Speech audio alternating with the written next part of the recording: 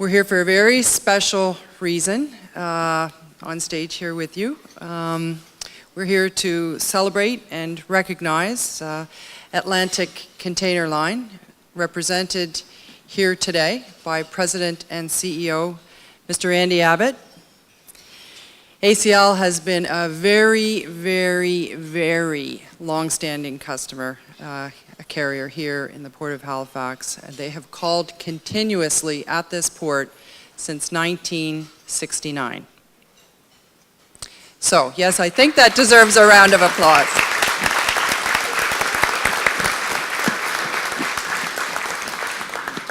And today we are celebrating that longevity of service here at the Port of Halifax, and in addition, recognition of ACL's very significant investment in 5 brand new state-of-the-art vessels which offer multiple cargo handling options.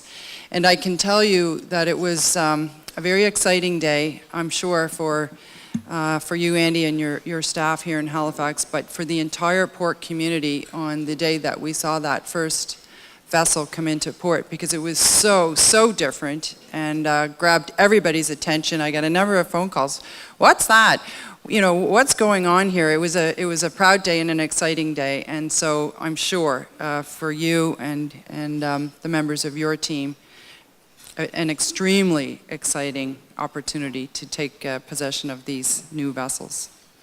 And so this is symbolic of the relationships that we have here in Halifax. CN Rail, our terminal operators, carriers, and labor, all working together. And so, ladies and gentlemen, please join the team in welcoming Mr. Andy Abbott to join us on the stage and thank him and his team for their long-standing service and commitment to the Port of Halifax. Andy.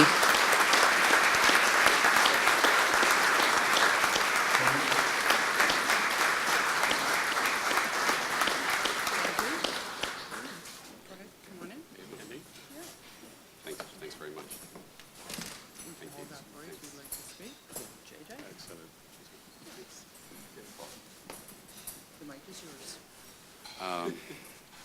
I'm sorry, I'm not a technical guy and I'm not a theoretical guy. I've been coming up to Halifax for the last 39 years, which is a long time. So I should be granted at least honorary Canadian citizenship. We've been here this long because I think ACL probably sees the potential of Halifax more than most people. As a matter of fact, we like it so much we come here twice a week.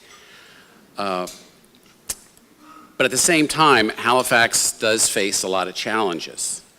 Nova Scotia is not close to any big population centers.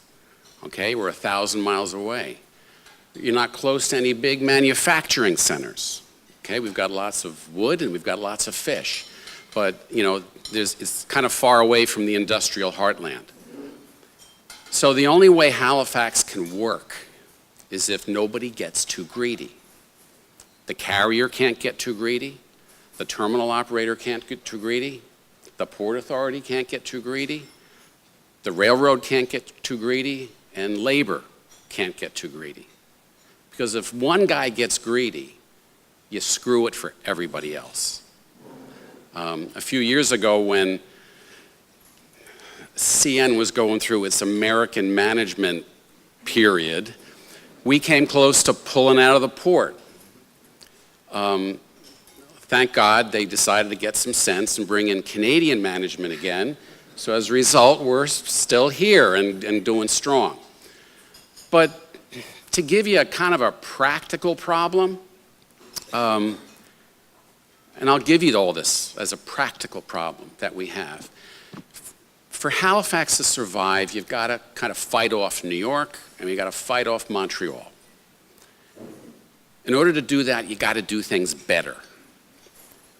Today, on average, when our ship comes in from Europe, it takes us 72 hours to get the box onto the train to get its way into the Midwest. So when the ship comes in on a weekend, it basically means that box is not arriving in Chicago or Detroit before the following weekend. So the customer's not getting his cargo until the following Monday. So the 72 hours, the 3 days, now becomes 5 days. All of a sudden, we've lost our competitive advantage versus the Port of New York, because I can steam down the coast in 2.5 days. And New York's about 1,000 miles closer to Chicago than Halifax is. So our future is to really do things better than the other guys, is to move it faster, to make the end customer, the guy who's paying for all of us, okay, all the people that are participating in a port. At the end of the day, the guy who's the manufacturer or who's the importer is the guy who's paying all of our salaries. Unless we can find a way of making it easier and faster for that guy to get his goods delivered to his customer, we're not going to actually reach all that potential that we have. Because Halifax can be great. There's great people here. We've got a great, the ILA up here in Halifax is among the best in North America. I mean, we got really good people who work really hard, especially when the weather is miserable outside, to get the ships unloaded. We've got some great people at the terminal. We've got some great guys at the railroad. We've got some great people at the Port Authority. But we've all got to kind of work together. If we don't, we're just not going to get there. So far, I think, we're bringing on new ships. It's kind of expressing our optimism about the future. And we do think this place has got a long way to grow. And we're hoping to double our lift here over the next 6 months. But for that, I want to thank the people up here who's made it all possible for us to be successful. And I mean, CN Rail, the Port Authority, Ceres, who does our terminal operation, the ILA. There's a lot of people that are responsible. We're just kind of the little ship that goes across the ocean. But for that, I want to say thanks, and I hope to be here another 50 years. Works for me. Works for me.